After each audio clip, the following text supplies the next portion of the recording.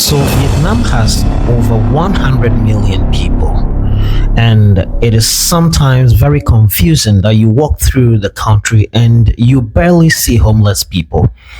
Imagine walking through the busiest cities in Vietnam. Millions of people, thousands of motorcycles, street vendors everywhere, but almost no tents. No giant homeless encampments, no entire street filled with people sleeping outside. How is this even possible in a developing country like Vietnam? So you begin to ask yourself many questions like, is Vietnam hiding the homelessness? Or has it discovered something many richer countries have not? And the answer is far more fascinating than most people realize. Hi, this is Duke Insights, and I'm a foreigner living in Vietnam. And over here, I take my time to explore facts, and I give you all the information you need as a foreigner who resides in Vietnam or who is hoping to reside in Vietnam in the future. So if you're a first timer, all you need to do is to hit the subscribe button, like the video, and share the video. Thank you so much. Now let's get straight into the video. In this video today, we are looking at one of the biggest questions asked by foreigners visiting Vietnam every now and then. Why don't you see homeless people in Vietnam as you see elsewhere? Or why do you rarely see homeless people in Vietnam?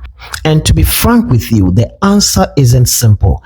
It is a combination of culture, economics, family responsibility, government support, and the way Vietnamese society has evolved over generations. Some foreigners and other people have this to say about the almost no homelessness in Vietnam.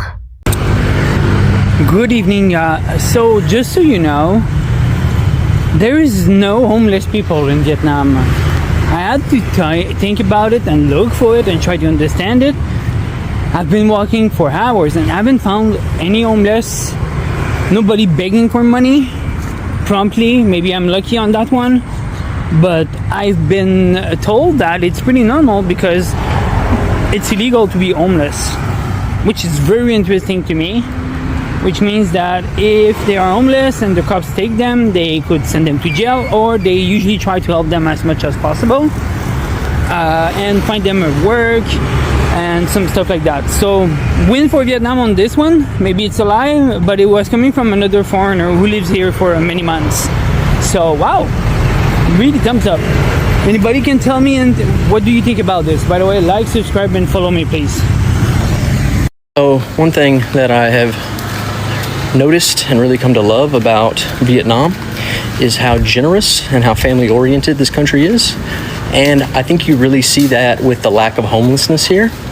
I've been in Da Nang, I think a little over 2 weeks now, and I've been in the country for a little over 5 weeks now, and just the sheer lack of homelessness you see in the bigger cities is kind of crazy to me, coming from America, obviously. And I think that it has a lot to do with how family-oriented Vietnamese people are and how generous they tend to be. In a country where the average income is, I think, around like 3,200 USD a year. Of course, it is cheaper to live here, but I do think it goes to show you that typically people who have less are more willing to give and be generous with what they do have. I noticed that in Vietnam, I didn't see any homeless people, and nobody tried to panhandle or beg me for money. I'm only in the central part of Vietnam. I'm not in Hanoi or Ho Chi Minh City, so I'm not sure if it's like that in the whole country or just here. I know in the United States, they have a lot of homeless people, and a lot of people, they beg for money. Now, let me make you understand better. The reason why you hardly see homeless people in Vietnam is that, first, family comes before everything in Vietnam. And that is the biggest reason. And that reason lies in something that money cannot buy: family. Vietnamese culture places enormous importance on family responsibility. Children often live with their parents until marriage. Grandparents frequently live with their children. Multiple generations commonly share one home. If someone loses a job, becomes ill, or fall into financial difficulty, their relatives usually step in long before the person ends up living on the streets. In many Western countries, living independently is encouraged from young age. In Vietnam, depending on your family during difficult times is generally viewed as normal and responsible. This powerful social safety net prevents countless people from becoming homeless in the first place. It doesn't solve every problem, but it makes an enormous difference. Secondly, in Vietnam, there are housing that low-income workers can actually afford. So that brings to the understanding that another major factor is affordable housing. Across Vietnam's cities, thousands of simple rented rooms, often called boarding houses or shared rooms, are available for factory workers, students, migrants, and low-income earners. In fact, these accommodations may be basic. Sometimes they are only large enough for a bed, a fan, and a small bathroom, but they cost far lesser than apartments in many major cities around the world. Instead of sleeping outside, many people can still afford a roof over their heads, even with modest incomes. The third point is that in Vietnam, informal jobs keep people going.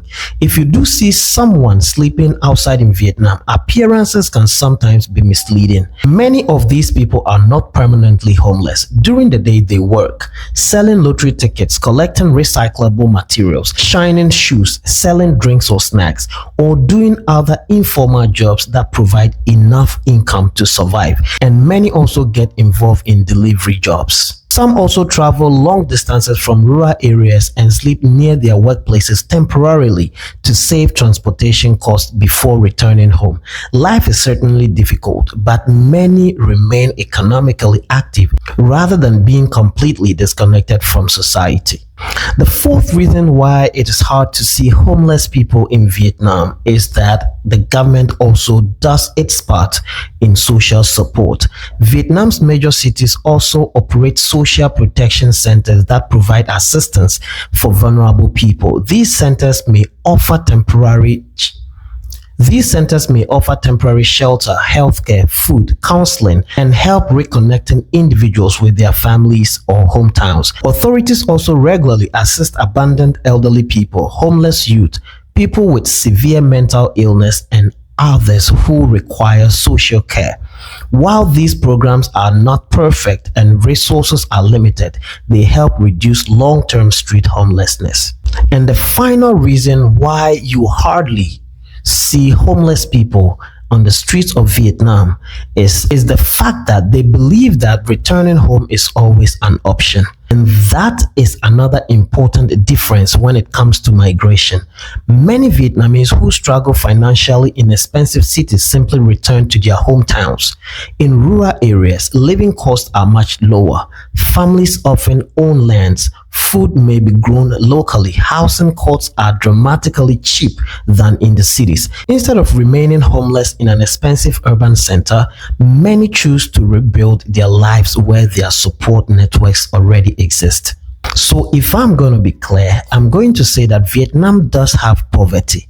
It does have vulnerable people, and homelessness has not disappeared completely. But compared to many countries around the world, homelessness in Vietnam is far less visible.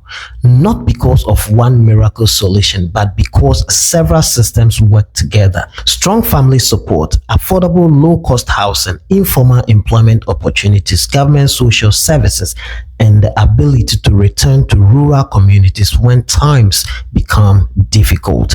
It is a reminder that solving social problems often requires more than just economic growth. Sometimes culture, community, and human relationships are just as important as everything.